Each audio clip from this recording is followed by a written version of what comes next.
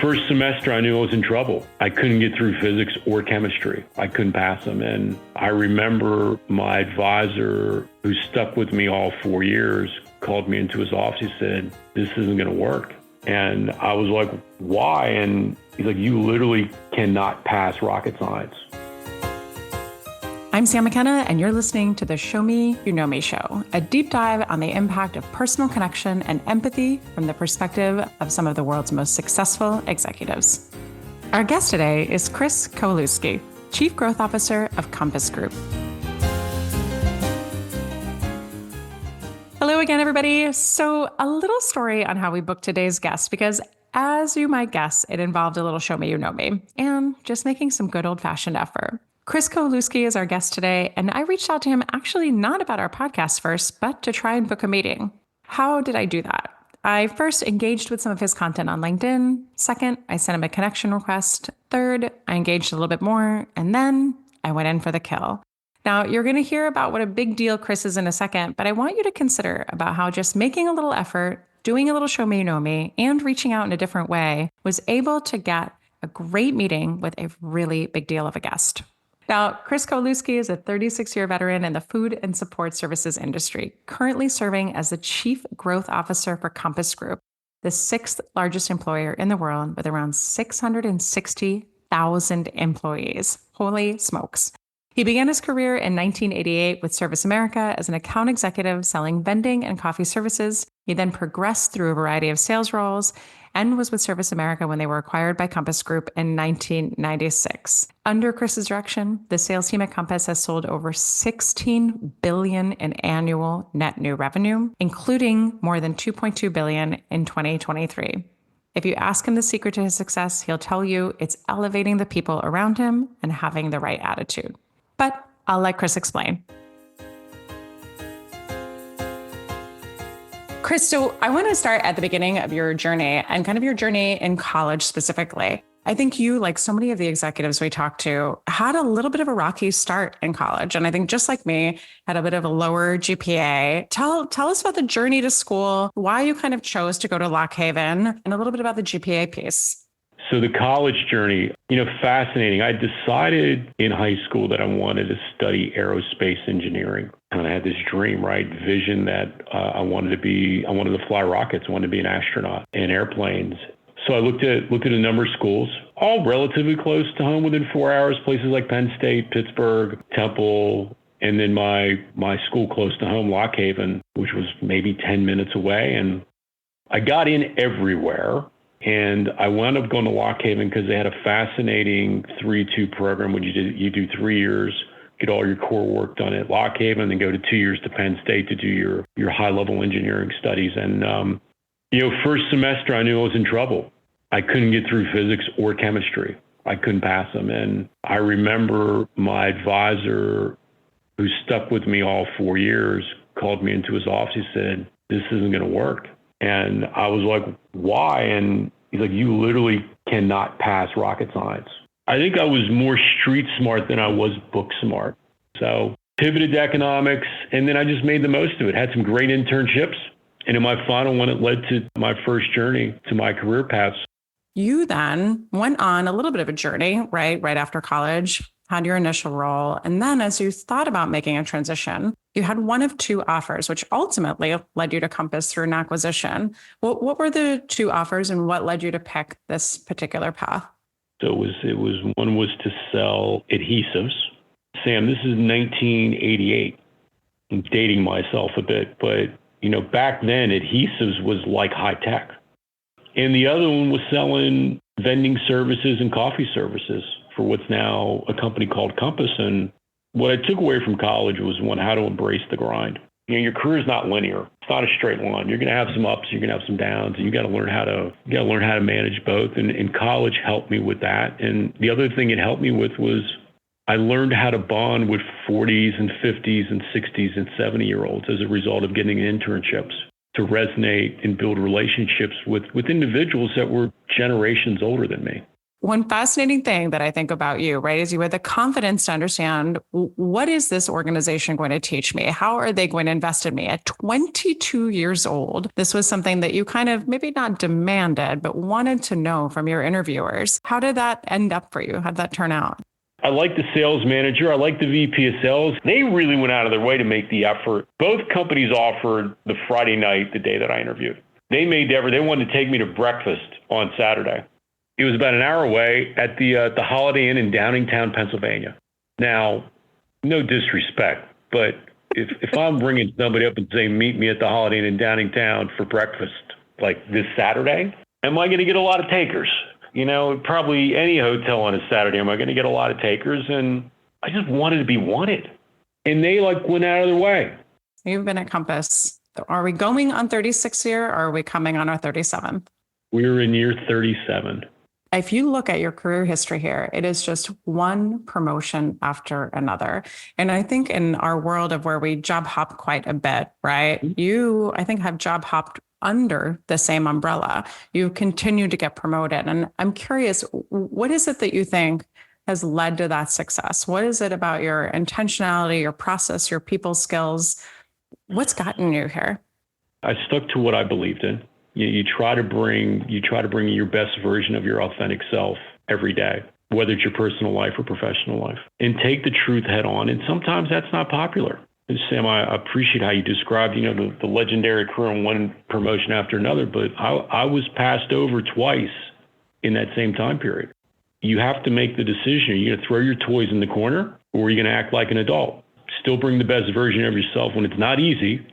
And I was just like, if I just keep my head down and do great work, good things will happen. And in both cases, it did. What's something that you think people can do, even internally at Compass or externally at places, those that want to get promoted, right? We always talk about at samsales that you really got to think about, one, make sure somebody knows, make sure your boss knows, make sure there's sponsors that know you want to get promoted. Talk about this early. What skill gaps do I have? What's your advice along those lines so that people can do things that are tangible, practical, actionable, that maybe served you that you may not even give yourself credit for? I mean, results do matter. You have to have the reputation of delivering consistently. But with that, Sam, if people don't know you, then it doesn't matter. If the right people don't know who you are, then it doesn't matter. You will get overlooked. And I was told, you need to be a bit more political. And that was something that I just refused to do.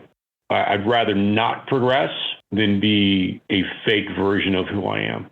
And the third thing is you have to have the reputation of being a great developer of people and being good to people and someone who minimizes turnover within their organization. You've got to be really good to people. Yeah, you got to pay them well, but you got to do everything you can to make their jobs easier, processes easier. You got to be neurotic about that. And if you're neurotic about that, neurotic about the details, the team's going to see it and they're going to hang in there with you when things are tough. I think your first point's also so key, right? That you talked about the middle and political point. Gosh, we could do a whole another podcast on that because I am just like you. I am not good at that game, and probably why I wasn't the best fit in corporate America. I see things how they are and say it like it is. But the results is key. A lot of people come to me and say, I didn't get promoted. I don't understand. I stretched myself. And I say, well, how did you do against your KPIs? What was your quota attainment like the last 36 months? And they say, well, I almost got there, 88%. You're paid to get there and to get there consistently. Then you're promoted because you stretch. So the results have to be there. And then the icing on the cake has to be there. What are your thoughts on that? You have to put yourself in the position to be the obvious choice for whatever you believe what role is next. And I also believe that there are times, a lot of times, Sam, that you don't necessarily find the opportunity finds you. And I see that a lot. I think if you work really hard to try to become the obvious choice for whatever you believe the next role is, great things are going to happen. And it's everything that we talked about. When you were passed up, how did you, one, handle it, two, say, I'm going to continue to stick it out here, right? And anything that you did differently to say, come hell or high water, I'm not going to get passed up the next time this opportunity comes around? Well, the setbacks are crystal clear. And in both cases, the individual that was put in the role had a better relationship with the CEO. I could have gone one of two directions. you could be the adult and be supportive and continue to do great work and continue to be really good to people, or throw your toys in the corner and you go look for another role and leave. It always came down to I really liked the people that were around me. And I had the platform that I knew I had the confidence I could still do great work. In the first case, the predecessor stepped aside maybe in 18 months. And in the second case, it was 10 months, which led me to this role. Both CEOs, different people, told me, you're the obvious choice. There's no discussion. Want you to take it. And in the second time, that analogy was used. Everybody was watching, and you didn't throw your toys in the corner. There's something so important about that too, right? Because I think those setbacks, we can have drastic emotional reactions sometimes, and we can make decisions maybe that we're not so proud of, like departing the organization. But your points are really key, right? Do you still have growth opportunities? Do you still have fantastic mentors around you? Do you still love the work you do? And it's evident, right, that you did. I mean, given your tenure here, when we think about you, the career you've built, the things you've done, the resilience you've shown, what's the legacy you want to leave with this organization? So first and foremost, in both instances, I was pissed. I was really, really, really unhappy. It was 24, 48, 72 hours. I got over it. It's like, okay, what are you going to do? It's now led me to this. And when we talk about legacy, I don't think about the legacy. I think for me, the legacy would be, when I bring people into the company, I talk to a lot of the candidates and a lot of the new hires, and I want them to be here for the next 10, 20, 30 years. I've had the good fortune for the last 37 to work in a fabulous place, and you just want that to continue. I think one of the interesting things about you that I think is probably something you do completely in isolation is you take interns to lunch. What a spectacular use of time. Tell us about that.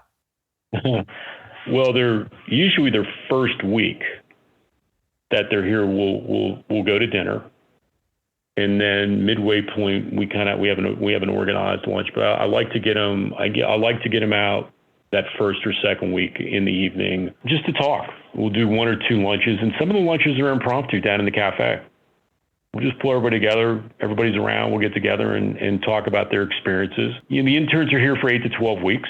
And I impress upon all of them that at the end of their time, that if they can't look back at Compass as a place that they would like to have their career, we have failed them. Chris, let me ask you the question that we ask all of our guests. How does somebody cut through the noise to get a meeting with you, to get on your calendar, to talk shop for sales and do a discovery call with you? What does it take to stand out? Don't connect with me on LinkedIn and then in 5 seconds try to sell me on something. Or try to sell me something I have no responsibility for, right? Because I'm so wide open, there's times individuals think I'm in purchasing. They're obviously not reading, doing the research on what I do. So I think just be thoughtful, be your authentic self. There are times too, Sam, where people will reach out. Most of them are in sales, right? All of them are in sales. Most of them are in sales. They're representing something that we may have an interest in that I make the decision on. Their approach is really, really good. And I take the initial call, and I really like the approach and how they ask questions and thoughtful. And then we end the call and they follow up in a few days or a week and ask for a follow-up meeting. And the really, really good ones will ask, what was your motivation to take the second follow-up call? And in a couple instances, I've said, I have no interest in what you're selling. My motivation is to figure out a way to get you here at Compass. I think that that's what makes you, again, tremendously different and special. But I will say, I think also I'll talk about kind of our journey that you and I connected on LinkedIn some time ago. And then I looked for opportunities where you're posting content or there are places that I can contribute. And then instead of going the generic email route, right, went in for a DM, got a response from you in 5 hours, a couple of minutes. And I say this because so many people, whenever we talk about these lead times, people are like, there's no way it happened that fast. And we're like, you've probably been nipping at Chris's heels for 18 months with spray and pray emails when it could have been so much easier if you'd been thoughtful. And the path you described is precisely our path. You responded, you and I took a meeting. We brought Mallory onto the call as well. And then you said, that sounds great. Let me figure out how I can help work you in. And that's exactly the path that went down. I respond to every message. It may be just a polite no thank you, but I take the time. I will read everything and respond to everything. And I just believe that's proper. Man, same cloth. And that's the hard part for me. I am in no way am I in as demand as you are. The DMs I get are off the charts and I feel rude. And I even feel rude when I say I don't have time for someone. I truly don't, but it just feels unkind even when I respond. Chris, cannot thank you enough for giving us your time and what is surely a squeezed schedule. So thank you for this and thanks for sharing your experience and your wisdom with everyone listening. You're very welcome, Sam. Thanks for having me. You have to love Chris. He's just the most positive guy. A few things that I learned today. One, don't let where you start dictate where you end. We all start somewhere. Chris didn't have the best grades. He didn't go to an Ivy League school. He didn't have any hot connections in the industry.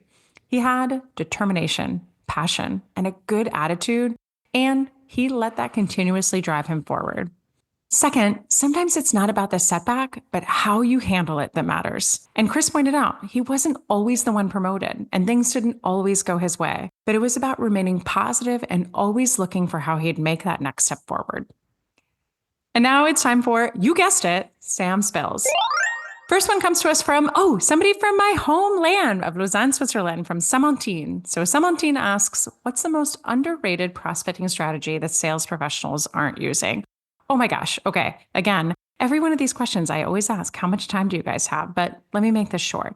The first thing I would tell you is you have access to the most powerful prospecting tool on the planet, which is LinkedIn Sales Navigator. It can do things that no other platform can do. So if you don't already use it, run to buy it. And if you already have it, run to use it. And if you don't know how, shameless plug, pop over to shorts.samsalesconsulting.com and grab our prospecting playbook right there. Tells you exactly how to use it over the course of 45 pages. So the easiest prospecting play I can tell you is that within your accounts, there are tons of people who know people. You want to look for the lowest hanging fruit you possibly can. So here's the question I would ask you. In your accounts, have you looked to see, has anybody previously worked for the company that you work for, but now works in those accounts? Meaning, let's say, has anybody worked for my company, samsales, and now works for, DuPont, where maybe I want to sell? Now, we're small enough that I would know that, but you're probably big enough that you don't know that. So question number one, do we have any alumni from my company that now work in my accounts? Question number two, who do my executives know within my accounts? Question number three, who do my board members know within my accounts? Question number four, has anyone worked at my previous employers that now works in these accounts? Question number five, perhaps you went to a small school. Perhaps you went to a big school that really bleeds for their football or basketball team. Perhaps you went to a prestigious private school. Perhaps you went to summer camp somewhere where people are still in touch. All of those things can be found on LinkedIn if that person has it listed on their profile and is an easy way to make an inroad. Talk about really wonderful show me you know me when you send those emails out and a custom subject line that will stand out like no other.